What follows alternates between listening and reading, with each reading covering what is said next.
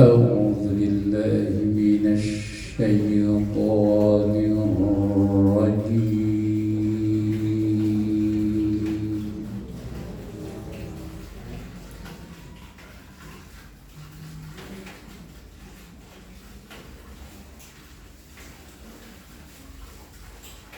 بسم الله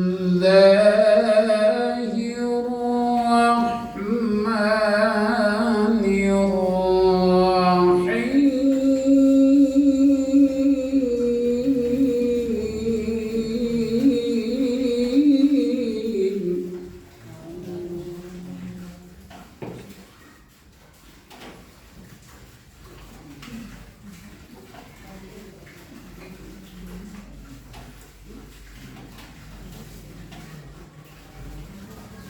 وعباد الرحمن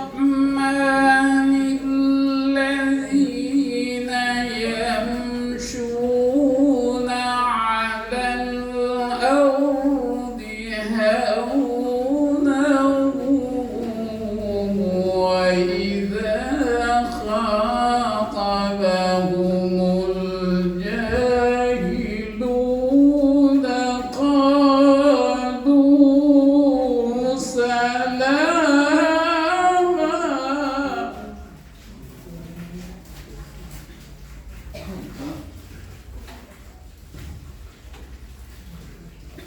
وإذا خاطبهم الجاهلون قالوا سلاما.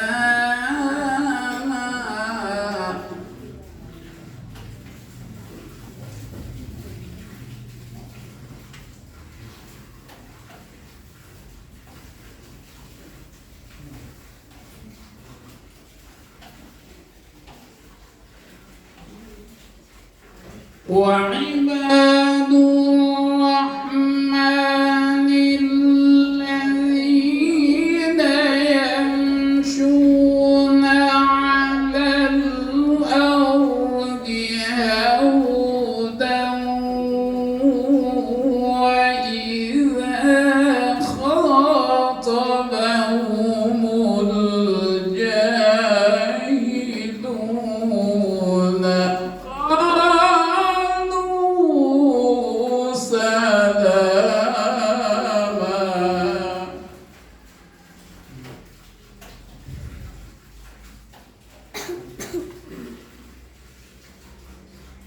والذين يبيتون لربهم سجدا وقياما.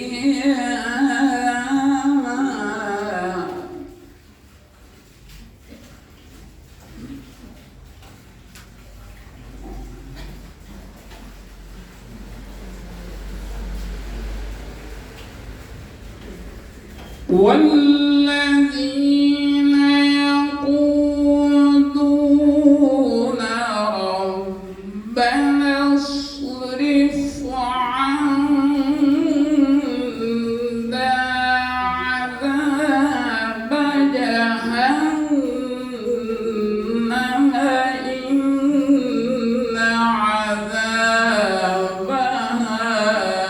كان غراما.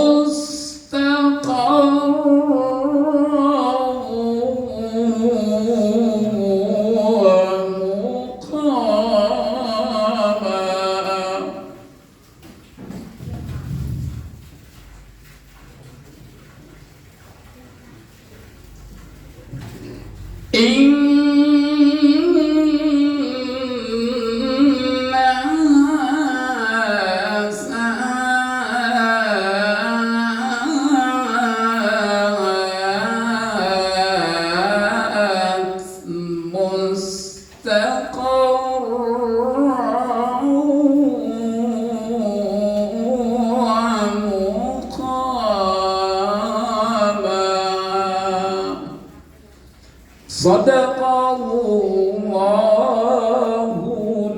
azim.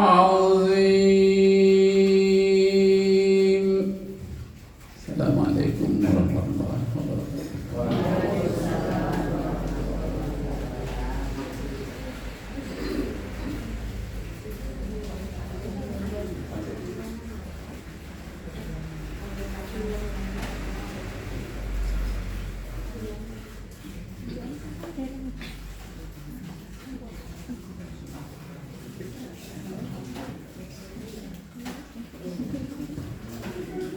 Assalamualaikum warahmatullahi wabarakatuh.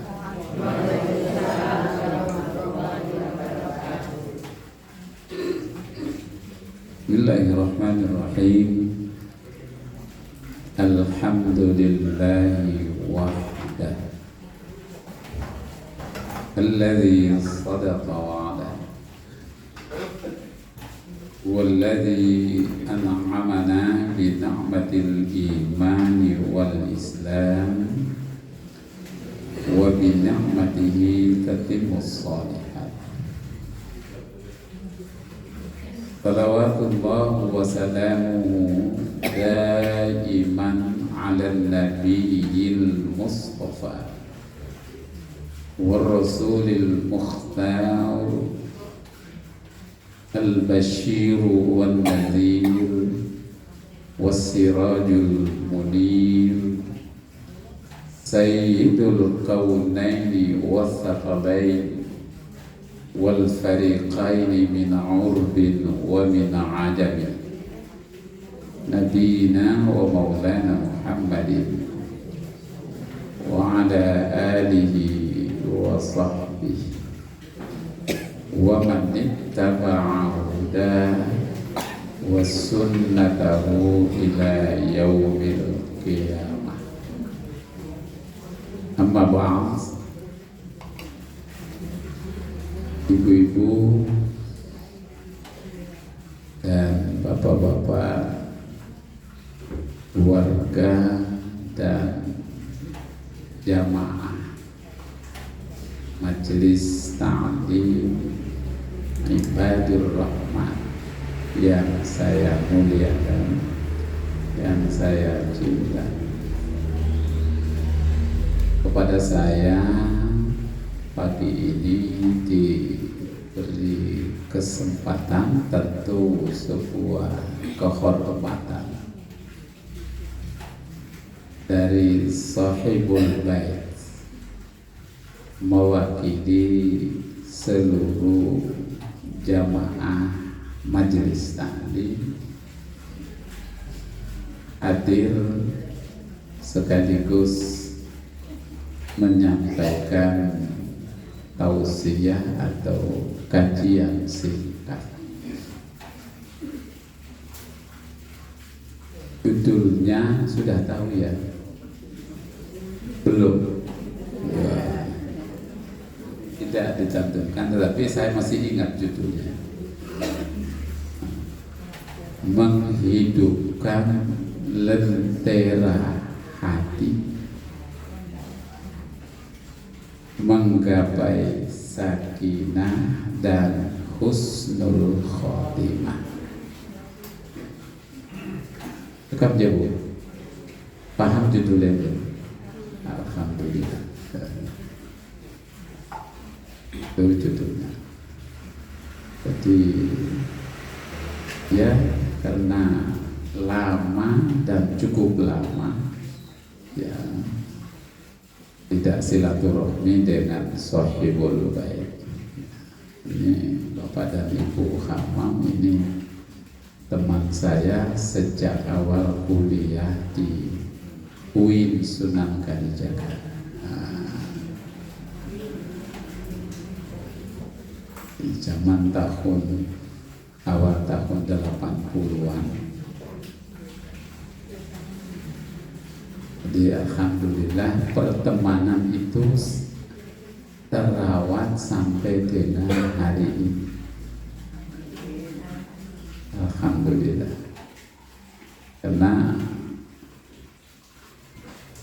ada saya panggil Mas Hamam dan Bali, itu tahu dan hafal kalau saya itu qori gitu. Nah, karena itu tadi langsung didaulat ngaji dulu. Jadi untuk membuktikan bahwa saya itu benar qori, ya harus saya jalan. Ini perkara membuktikan saja kok angel gitu. Ini kalau urusan ijazah ini.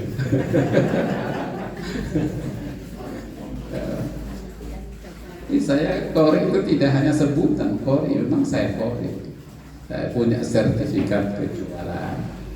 Kalau MTQ Nasional Perguruan Tinggi itu saya termasuk yang salah seorang anggota Dewan Hakim.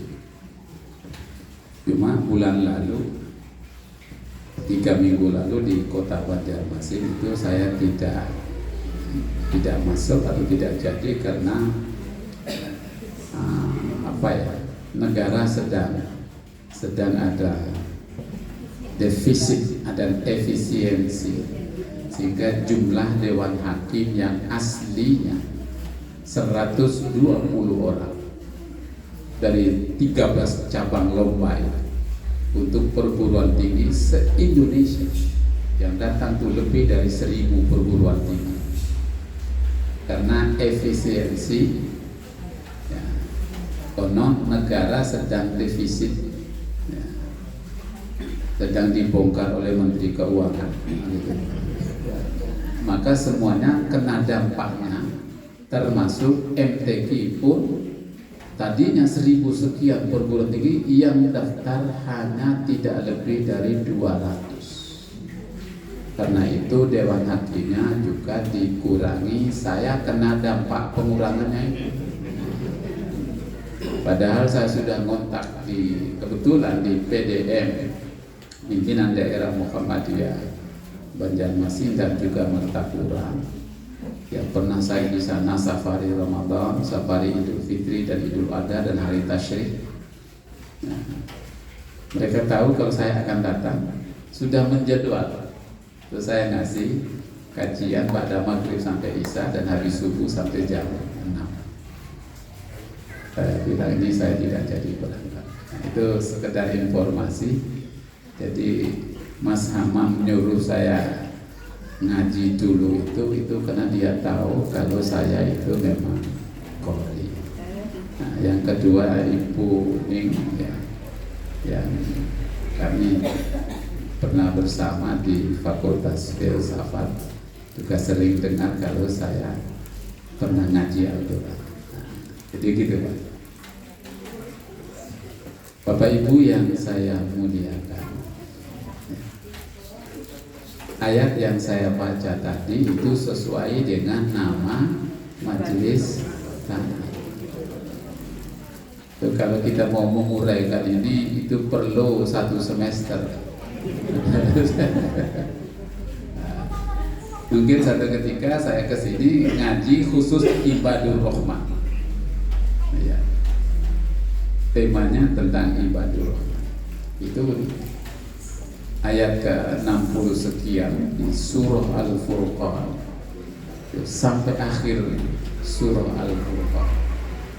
Kita mulai dari Tabarakalladzi ja'ala fis sama'i burujan wa ja'ala fiha sirajan wa qamaran muniran walladzi ja'ala al-laila wan nahara khilfatan liman arada an yadhakkara aw arada syukura. Baru ayat wa ibadur rahmanil ladzina yamshuna 'alal ardi hauna wa idza khatabahumul jahiluna qalu salama. Nah, itu. Gitu Pak. Jadi cukup itu saja. Nah, karena temanya bukan Ibadur Rahman.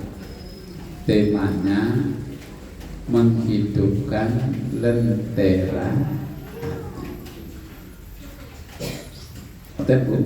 Ya, jadi alhamdulillah selaku manusia yang menyandang predikat sebutan menopo gelar bahwa satu-satunya makhluk satu-satunya ciptaan Gusti Allah yang ahsanu taqwim, menyandang predikat sebagus-bagus bentuk rupa, itu adalah manusia. Nek ngaji tafsir, berbagai kitab tafsir yang pernah saya baca, saya punya koleksi. Yang paling gampang itu adalah tafsir karya Mufassir Hasanain Makhluf. Hasanain Makhluf menafsirkan kalimat pendek ahsanu taqwim dengan kalimat akmalu ta'dilin wa ahsana suratin. Itu kalimat pendek, keseimbangan yang sempurna. Apa? Keseimbangan yang sempurna dan sebagus-bagus rupa. Itu predikat yang disandang oleh manusia. Tidak hanya zahir, tidak hanya fisik, dari ujung kuku sampai ujung rambut, tetapi juga sisi dalam, onderdil dalam, baik itu jasmaninya, lebih-lebih onderdil yang sifatnya rohani. Salah satu onderdil rohaniah yang itu penting sekali adalah qalb. Tulisannya qaf lam ba. Kalau coro Arab qallaba yuqallibu quluban. Jadi quluban itu bentuknya kan digambarkan dari anak-anak kita yang nongin gawe HP, gawe status. Kalau cinta itu digambarkan begini. Betul ya, stroberi ya. Itu gambar menggambarkan atau itu tentang hati. Quluban. Ya, saya nggak tahu itu kalau kita naik kereta dari Jogja ke Purwokerto. Ya, itu biasa kalau lewat Purworejo mau masuk ke Bumen itu orang jualan pecel. Enaknya pecel itu Pak. Saya kangen itu. Itu ada namanya quluban. Jadi itu sebenarnya diambil dari kata qulub. Itu yang bikin enak. Itu yang bikin enak. Apa makna? Hidup ini akan damai, terasa adem ayem. Itu kalau melibatkan hati nurani. Itu falsafahnya, filosofi. Jadi kata qallaba yuqallib, qaf lam ba bisa dibalik ba lam qaf, bisa dibalik lam qaf ba. 3 huruf itu bisa bolak-balik letaknya. 3 huruf itulah membentuk kata qulub, qalb. Karena itu hati dalam makna agama, bukan dalam pengertian medis, anatomis, kedokteran, bukan. Dalam pengertian religi atau agama, itu adalah sesuatu yang sifatnya, tabiatnya, karakternya bolak-balik. Dalam bahasa ekonomi, fluktuasi. bergejolak. Jadi hati yang tidak pernah bergejolak, damai terus, tenang terus, itu namanya hati yang sudah jadi sate. Sudah jadi apa? Sate. Itu dari sate, hati mati. Jadi ala bi dzikrillahi tatma'innul qulub. Hanya dengan mengingat Allah, zikrullah, hati menjadi diterjemahkan oleh Kementerian Agama kok tenang. Tenang itu bukan dalam makna kemudian ya sudah tenang-tenang saja. Kalau tenang-tenang saja, ada kemungkaran, ya tenang saja. Padahal hati orang yang berzikir itu hati yang aktif, terus bergerak secara dinamis, merespon perkembangan kehidupan sekitar. Itu maknanya. Ini saya kutip dari Profesor Zakiyah Derajat, salah satu, bahkan satu-satunya perempuan Indonesia yang berhasil lulus dari program psikologi Islam, psikologi agama di Fakultas Psikologi Universitas Ain Syam, Mesir, kota Kairo.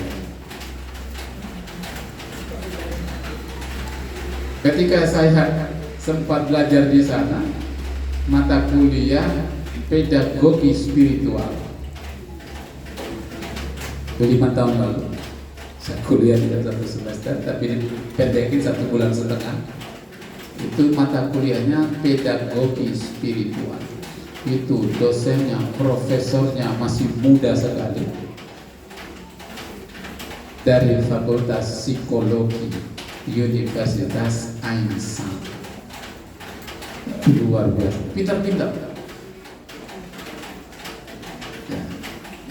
Jadi makna tatma'innul qulub itu adalah hati yang aktif,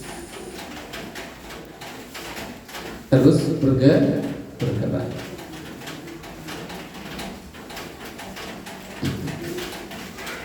Jadi perintah dalam agama kita, khususnya ibadah, ngaji, zikir, wirid, munajat, puasa, sedekah, infak, haji, umrah, kemudian semua yang kita lakukan itu menjadikan hati itu tetap aktif dalam posisi tawajjuh ilallah, posisi menghadap Gusti Allah. Itu maknanya. Makanya kita berikhtiar supaya lentera hati ini terus dihidupkan, supaya setiap saat itu kita selalu dalam posisi audiensi bertawajuh dengan Allah. Kalau tidak, ini misalnya, kalau tidak, ya tawajuh ilallah ketika sholat. Ketika sholat, Allah itu pencipta dan pemilik timur barat. Allahumma ba'id baini. Dan kita menghadapnya, tawajuh, inni wajjahtu wajhiya lilladzi fataras samawati wal ardh. Fataras sama bisa diganti khalaqas samawati wal ardh.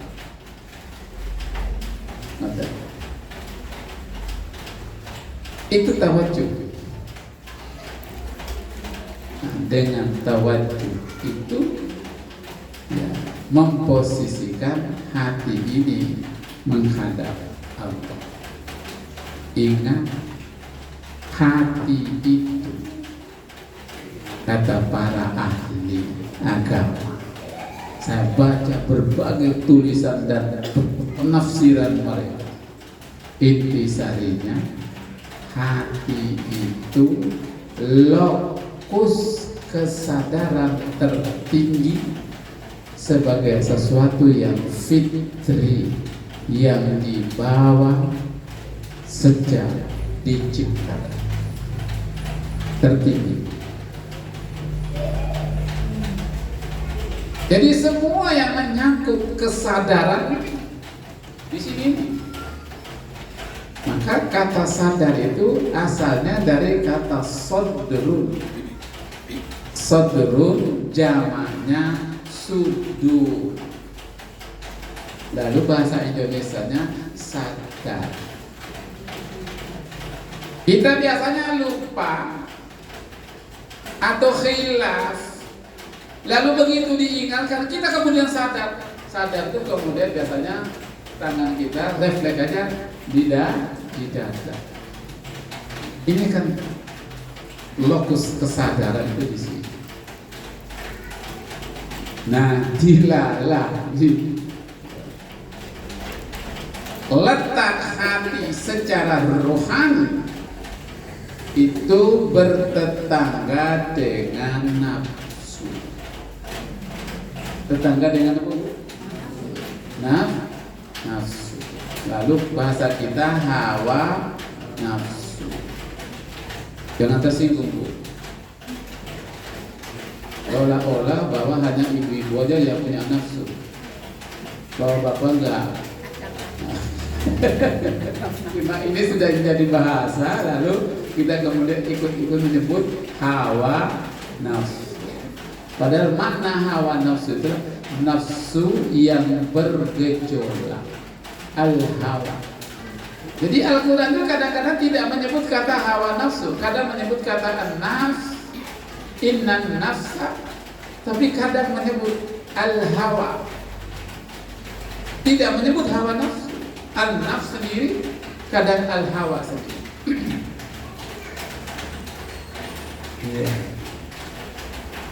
Tidak, Al-Quran kita baca ketemu. Misalnya di surat At-Takwir kita baca,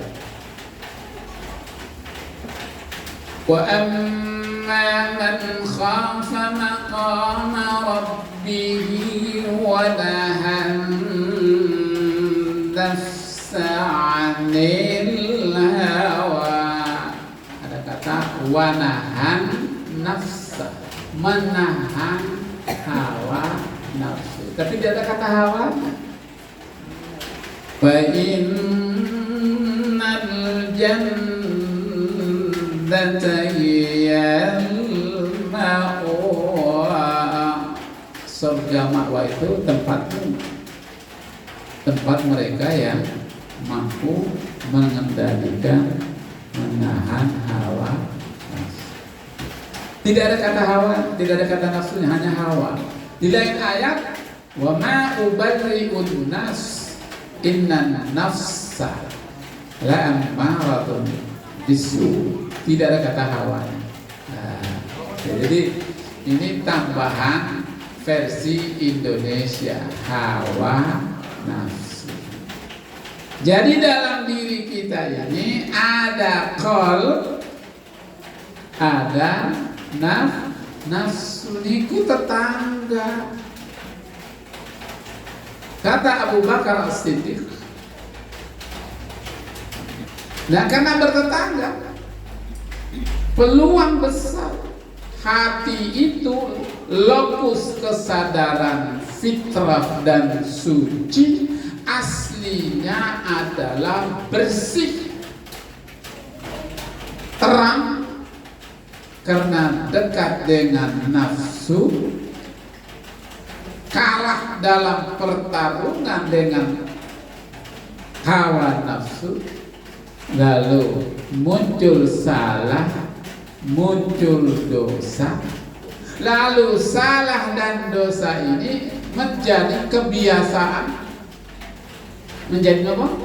Kebiasaan. Lama kelamaan hati yang aslinya bersih terang benderang ini terhalangi, tertutupi oleh akumulasi dari kesalahan, dosa akibat hawa nafsu. Karena itu hawa nafsu adalah kendaraan hawa nafsu itu adalah kegelapan. Kata Abu Bakar Rasul, innan nafs zulm au zulmatun. Hawa nafsu itu kegelapan. Banyak sekali ayat Al-Quran menyebut salah satu penyebab salah dan dosa itu yang berujung dengan hatinya jadi gelap adalah ketika manusia melupakan Gusti Allah. Lupa. Bahasa hari-harinya ghaflah. Ghaflah, ghafil, ghafilun, ghafilin. Dulu itu di Lempuyangan Jogja. Pernah dengar ya Pak? Ada majelis zikir namanya Zikrul Ghafilin Bah Kiai Solihin. Nah, saya waktu itu ya pernah 2 kali ngaji ketika anak perempuannya itu nikah. Itu saya jadi qori'nya. Dan saya juga pernah jadi qori nikah di Muntilan. Kenapa? Jadi qori'nya di Muntilan sini. Waktu Mas Hamam dan Mbak Nyaknya nikah. Coba tanya itu, Mas Rika.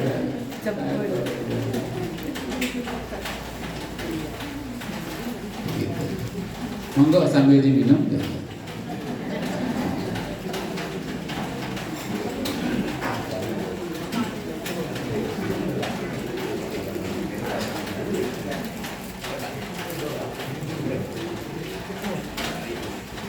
Jadi tadi itu namanya Pak Kiai Dardiri, bukan Solihin, Dardiri di Lempuyangan.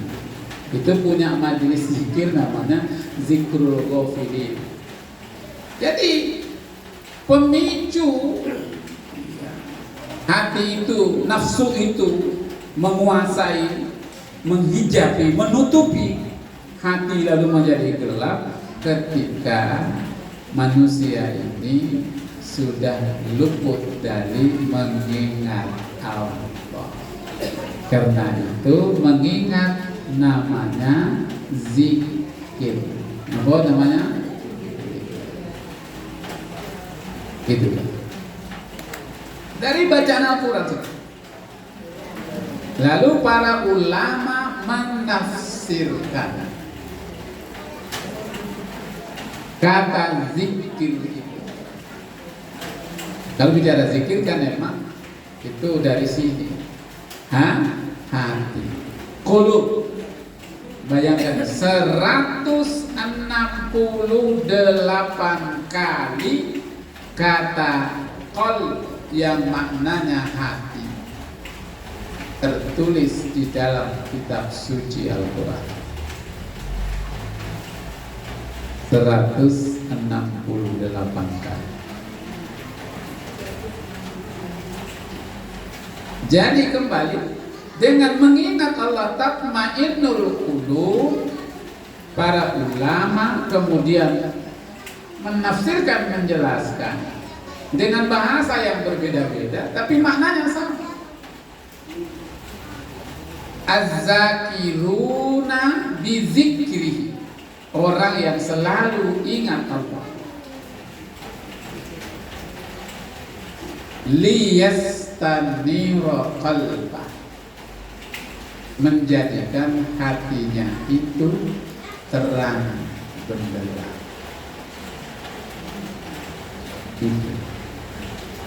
Hati yang terang.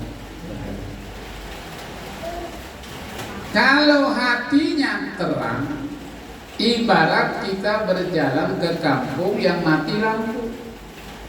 Gitu Bu. Kan sulit meraba jalan kalau nggak ngapal. Perlu alat penerang. Supaya apa? Selamat. Itu analoginya. Jika hati ini terang, kita dituntut untuk bisa melihat, mengerti, memahami, membedakan secara jelas antara hak batin. Itu karena hatinya hidup, aktif, terbuka, tidak tertutup. Terus tawajuh sehingga cahaya masuk setiap saat. Liyastadir, untuk menerangi qalb. Nah pertanyaannya, apakah zikir itu kemudian duduk lalu megang tasbih saja? Itu diantaranya. Nek sempat megang. Itu Mas. Tetapi zikir itu kapan saja, bisa di mana saja, asal bukan di tempat yang dilarang. Itu kita selalu zikir, yakni ingatan dan hati ini bahwa Allah selalu hadir bersama kita. Itu namanya zikrullah. Nah, dengan itu insya Allah hati kita tetap terang benderang. Mengingat. Nah, seluruh perintah Allah dalam agama Islam, dalam Al-Quran, praktek Nabi, praktek sahabat, praktek tabi'in, praktek tabi'in, dan seterusnya, itu sesungguhnya seluruh ibadah dalam Islam, sholat, puasa, zakat, ibadah haji, umrah, dan semua yang kita lakukan, rutinitas, termasuk semua lafal kalimat-kalimat thayyibah, itu muaranya adalah tanwirul qulub. Napa? Tanwirul qulub.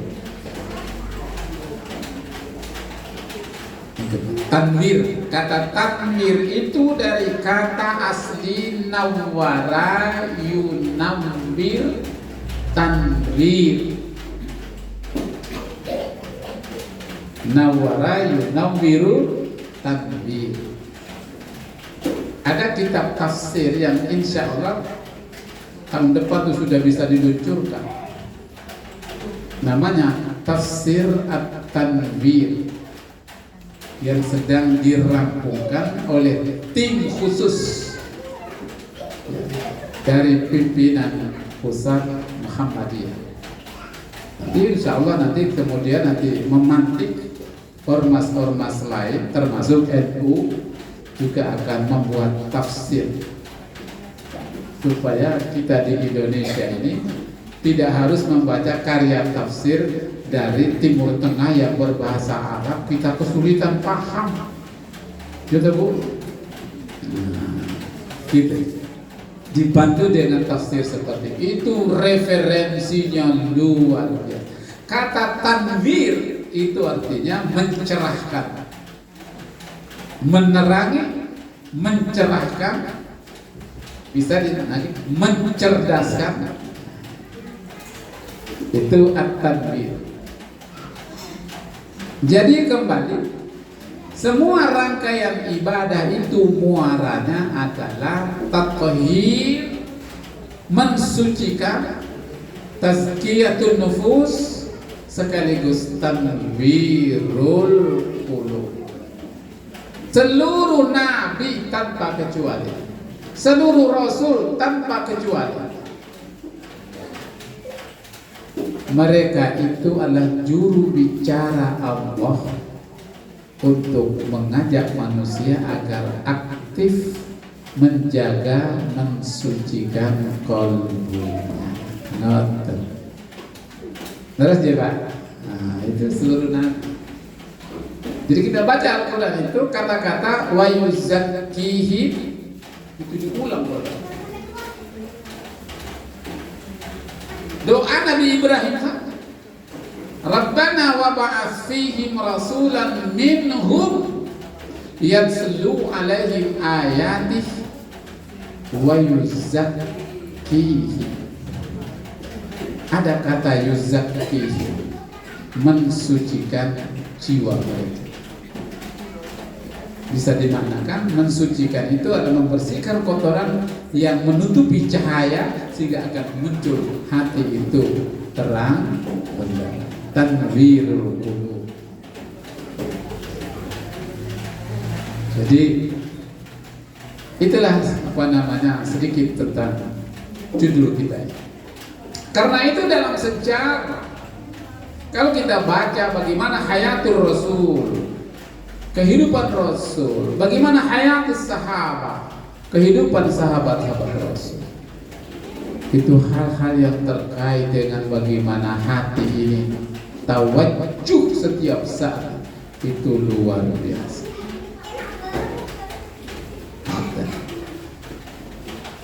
Luar biasa. Karena itu hadis yang kita baca misalnya, kata Nabi, as-sholatu nur, as-siyamu junnah, az-zakah au as-sadaqah burhan. Itu kan istilah-istilah yang menarik. Secara teknis itu maknanya luar biasa. Sholat nur, sholat itu cahaya. Ngaji tasawuf, oh ngaji ilmunya konon, ilmunya para sufi.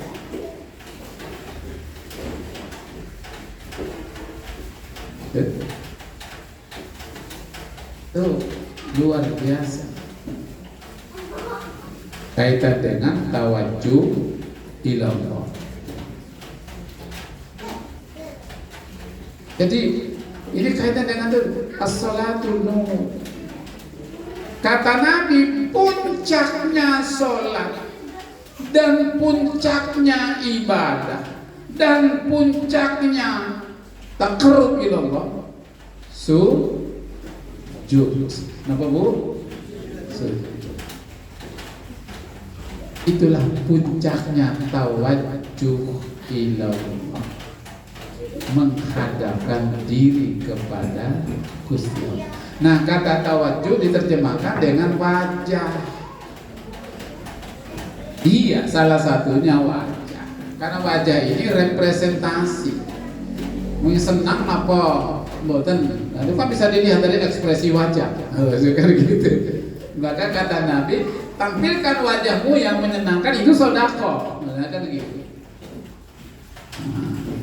Itu kan itu wajah. Jadi wajah ini sebenarnya representatif. Kita mengatakan ini wajah tuh, aku hadapkan wajahku, bukan sekedar wajah, tapi totalitas dari ujung kuku sampai ujung rambut, lahir batin. Total itu tawajjuh ilallah. Nah, karena itu ini sedikit kita nyebrang para sufi sebentar. Memahami ayat surah An-Nur. Surah apa? An-Nur. Tahu Nur Hayati? Itu berarti istri saya. An-Nur itu ayat ke-33 atau 35, silakan dibaca. Allahu nurus samawati wal ardi masalu nurihi kamishkatin fiha misbah al-misbahu fi zujajah az-zujajatu ka'annaha kawkabun durriyun yuqadu min syarri mubarakatin zaitunatin la syarqiyatin wa la gharbiyah. Ayat itu Allahu nurus samawati wal ardh. Mathalu nurihi kamishkatin fiha misbah. Al-misbahu fi zujajah. Az-zujajatu ka'annaha kawkabun durriyun yuqadu min syajaratin mubarakatin zaitunatin la syarqiyatin wala gharbiyah yakadu zaituha yudi. Kata yudi untuk menerangi. Walau lam tamsashu nah, walaupun tidak tersentuh oleh api. Kalimat berikutnya, Allah itu nurun ala nur, cahaya di atas cahaya. Itu ungkapannya, itu metafor. Karena itu filosof Persia namanya Suhrawardi itu menyebut Allah Subhanahu wa ta'ala itu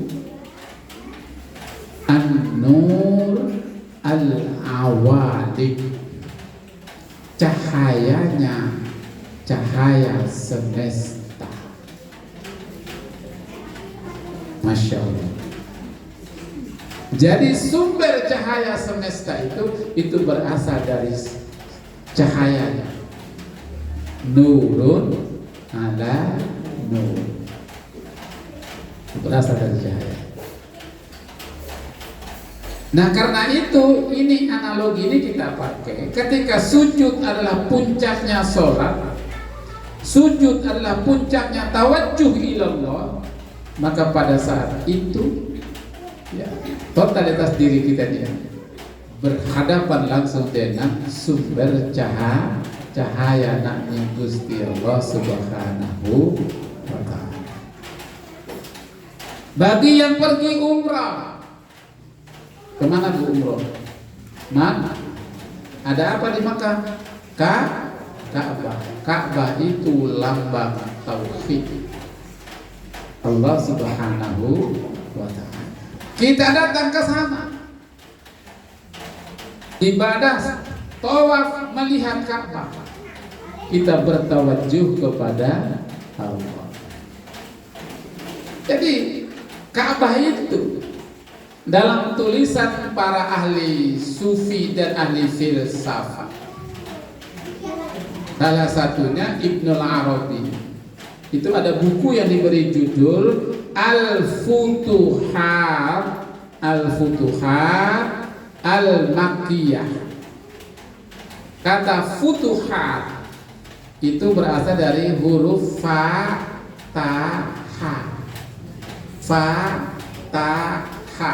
Tiga huruf itu dirangkai jadi kata Fatahah, Fathun, Futuh, Maftuh. Itu dari tiga huruf itu. Lalu membentuk kata Fatihah, lalu menjadi nama surah dalam Al-Quran, surah Al-Fatihah. Artinya surah pemula atau pembuka. Makanya orang kalau berdoa itu merasa kurang serak, nggak ada passwordnya. Nah, passwordnya adalah surah Al-Fatihah. Kok kurang serak? Pakai password dan nyambung. Passwordnya adalah Al-Asma Al-Husna. Karena Allah menyuruh kita, walillahil asmaul husna, milik Allah al-asma al-husna, fad'uhu biha, silakan nyebut, minta, pakai. Mengawalinya passwordnya al-asma al-husna. Tapi jangan sekali minta 99 disebut semua. Ya, minimal hari ini saya minta, ya Allah, bukakanlah pintu rahmat, pintu kasih, pintu sayang. Ya pakai Rahman Rahim. Pintu rezeki, ya Razak. Pintu ilmu, ya Alim. ingin supaya terpilih jadi anggota dewan, ya Malik. Ya gitu. Gitu. Malik itu artinya penguasa. Maka Saudi itu punya negara namanya sistemnya Mamlakah Al-Arabiyah As-Saudiyah, kerajaan. Itu pakai. Jadi buku yang berjudul Al-Futuhat Al-Makkiyah itu oleh pengarangnya filosof Muhyiddin Ibn Arabi. Niku hafal beribu-ribu hadis. Ngaji hadis itu umurnya lebih muda dari cucu saya ini. Ini cucu loh, bukan anak. Masalah ya.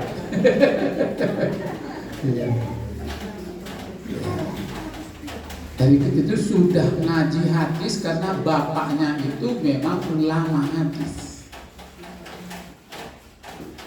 Begitu dia pergi haji, dia pergi umroh, pengalaman batinnya itu membuat dia menulis buku diberi judul Al-Futuhat Al-Makkiyah. Futuhat artinya maftuh, tersingkap. Ibarat tirai itu kemudian tersingkap, terbuka, sehingga di balik tirai itu nampak jelas apa? Al-Makkiyah.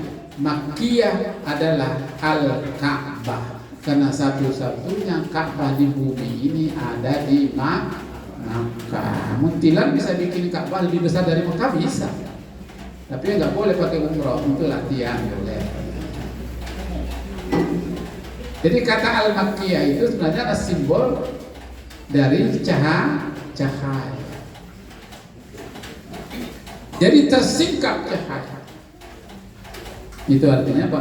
Manusia dengan hatinya itu insya Allah setiap saat itu ready, oke, untuk selalu mendengar nyari, melihat jelas seruan, perintah dan segalanya dari Allah Subhanahu wa taala, karena dia setiap saat juga berusaha untuk dekat dengan Allah dan dia sadar Allah selalu dekat dengan dia. Inilah yang membuat hati itu terang benderang. Kalau sebaliknya yang terjadi, maka hati yang aslinya nur lalu menjadi nurani, itu berubah menjadi zulmun dan zulmani, artinya gelap gulita. Kalau hati sudah gelap, pikiran gelap. Kalau sudah gelap semuanya, bukan miliknya, ya bisa diambil saja jadi milik. Jadi orang-orang yang kita sebut dengan, kita kenal dengan para koruptor itu karena hatinya gelap. Nyolong kok puluhan ratusan triliun apa? Allah ya Allah, ngeri betul. Kata Mahfud tetonggoku. Dia Mahfud MD itu tonggo. Kalau kita mau jujur, kekayaan Indonesia ini menurut hitungan para ahli, satu bumi hari ini total jumlah penduduknya mendekati 8 miliar. Tidak Bu? 8 miliar penduduk bumi hari ini.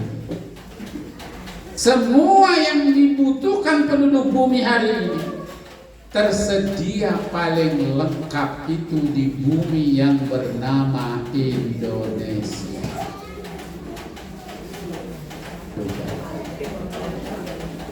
Ini surga yang diberikan Allah untuk kita. Karunia luar biasa, karena itu dalam sejarah negara mana saja tuh pasti berusaha untuk menguasai Indonesia. Perancis pernah di sini, Inggris pernah di sini, Portugis pernah di sini, Belanda pernah di sini, Jepang juga ke sini. Akhirnya bubar semua karena kita merdeka. Oke, sesudah merdeka datang lagi penjajah model baru lagi. Gak perlu disebut, wes ngerti kan.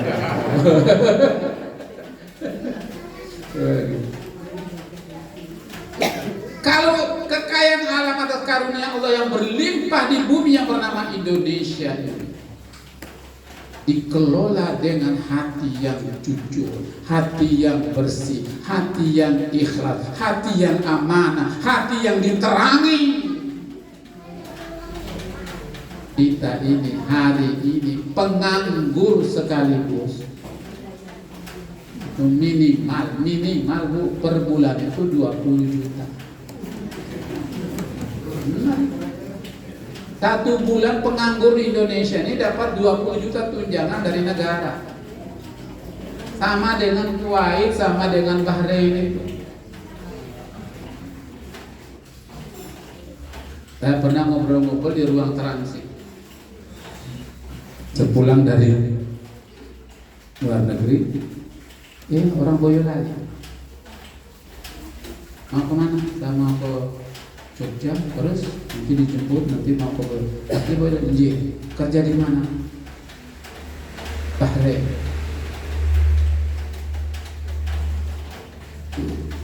Anaknya kuliah di UGM. Ya 5 tahun 6 tahun baru pulang. Mungkin tidak akan kembali lagi ke sana kalau modalnya itu sudah bisa dikembangkan di sini. Tanya akhirnya gajinya berapa? Ya sekitar 20-an, apa mendekati 20-an juta. Terus yang memberi gaji kamu tuh kerjanya apa? Suami istri penganggur di sana mengurus anaknya, mereka pergi bersih pulang ya sudah nikmati aja hiburan di dalam rumah. Karena tiap bulan itu sudah dibayar masing-masing 25 juta. Kalau ngasih saya 20 juta 15 juta kan masih lumayan banyak sisanya itu. Itu tanpa kerja. Coba kalau ngasih saya 25 juta pensiun, nggak usah disebut. Aspena itu. Ini karena para pengelola ini sedang mengidap penyakit hatinya gelap. Hati nopo? Karena diliputi oleh hawa. Ya Allah ya Allah. Sing milih siapa? Podo gelape Allah. Ya gitu. Jadi sudah. Jadi ini harus istighfar kolektif, harus tobat kolektif. Ini. Jadi memang hawa nafsu itu memang biangnya segala kehancuran, kerusakan dari rumah tangga sampai bertetangga, sampai bermasyarakat, sampai ke level negara.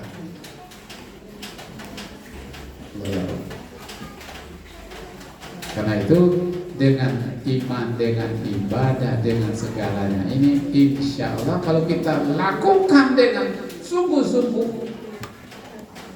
itu akan muaranya membuat nurani ini aktif hidup dan menuntun jalan hidup kita. Kalau itu insya Allah dijamin sakinah. Gak ada sakinah itu kalau tanpa iman. Gak ada sakinah kalau tanpa ibadah. Gak ada sakinah kalau tanpa mengingat Allah Subhanahu wa ta'ala. Gak ada. Begitu. Bagi orang beriman pasti percaya. Kita buka Al-Quran.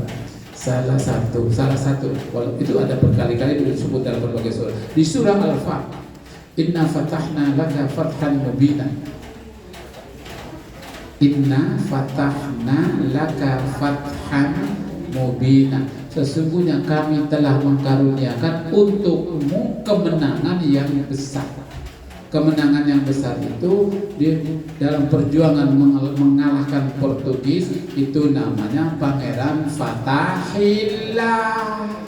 Kenapa? Fatahillah. Oleh Portugis nyebut dengan Palatehan. Yang betul Fatahillah. Lalu menjadi Jayakarta. Jayakarta itu nih bahasa kita, bahasa Al-Quran, Fathan Mubina, kemenangan yang besar. Jayakarta. Lalu menjadi Jakarta, dilalah jadi ibu kota negara. Konon mau pindah.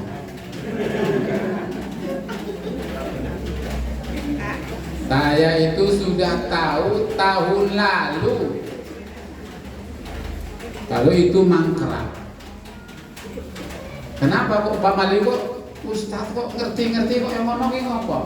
Dari mana sumbernya? GM-nya, General Manager Pembangunan IKN itu sepupu saya. Sama-sama tinggal di Jogja. Dia yang PT-nya itu, perusahaannya dia itulah yang dipercaya. Jadi maaf, Prabowo nengok ke sana itu didampingi oleh sepupu saya. Jadi saya tahu, Kak, nopo, ini kayaknya mangkrak.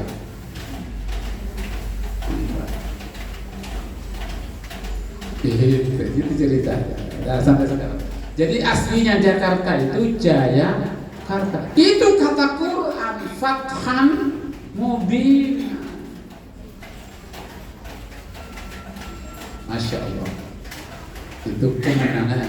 Nah, syaratnya kata Allah di surat Al-Fatih, Inna fatahna laka fathan mubina fayaghfir lakallahu ma taqaddama min dhanbika wa ma ta'akhkhar wa yansurukallahu nasran azizan. Oke.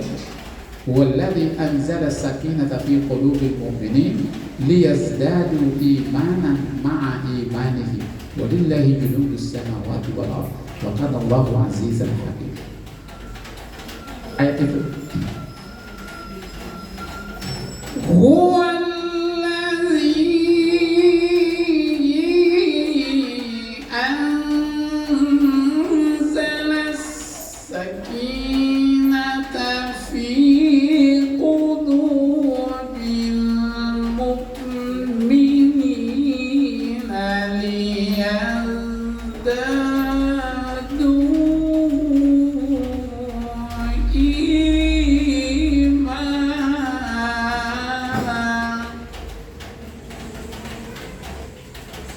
yang bikin sakinah itu bukan dari sini.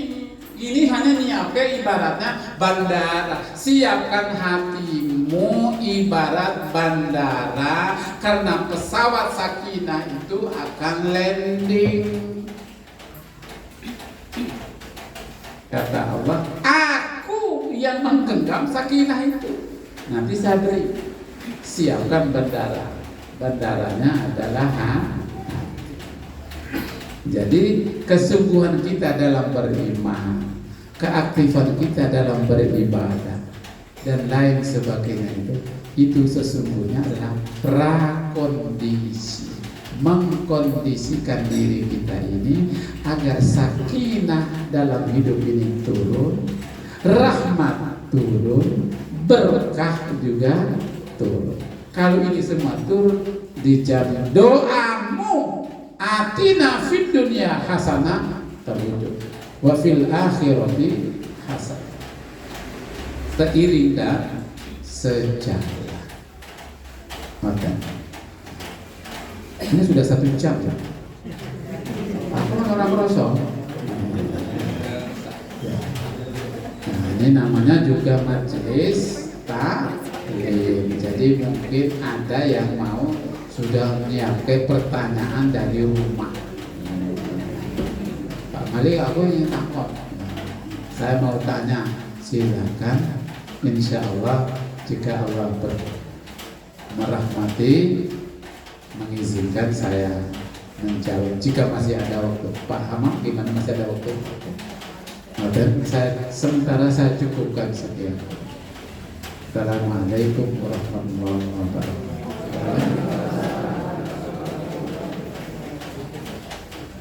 Ya. Assalamualaikum warahmatullahi wabarakatuh.